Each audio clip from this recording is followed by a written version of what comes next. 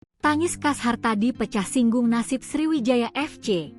Dulu juara kini terancam degradasi ke Liga 3. Suasana haru tak terbendung saat mantan pelatih legendaris Sriwijaya FC, Kas Hartadi, hadir sebagai bintang tamu dalam podcast Bicara Bola. Pelatih yang pernah membawa Laskar Wong Kito merengkuh gelar juara kasta tertinggi sepak bola Indonesia itu menangis terseduh-seduh saat membahas kondisi klub yang kini kian memprihatinkan. Dikutip dari unggahan akun Instagram Sriwijaya News, momen emosional itu bermula ketika pembawa acara, host, menyinggung jersey Sriwijaya FC yang dikenakan Kas Hartadi saat datang ke studio. Jersey tersebut bukan sekadar pakaian bagi Kas Hartadi, melainkan simbol kejayaan masa lalu.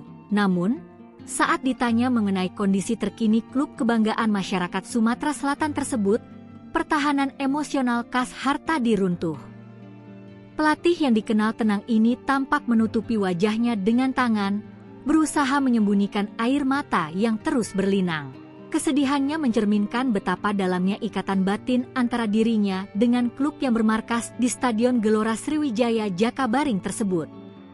Kepedihan Kas Hartadi sangat beralasan. Sejarah mencatat, di bawah asuhannya, Sriwijaya FC pernah menjadi kekuatan yang ditakuti di Indonesia.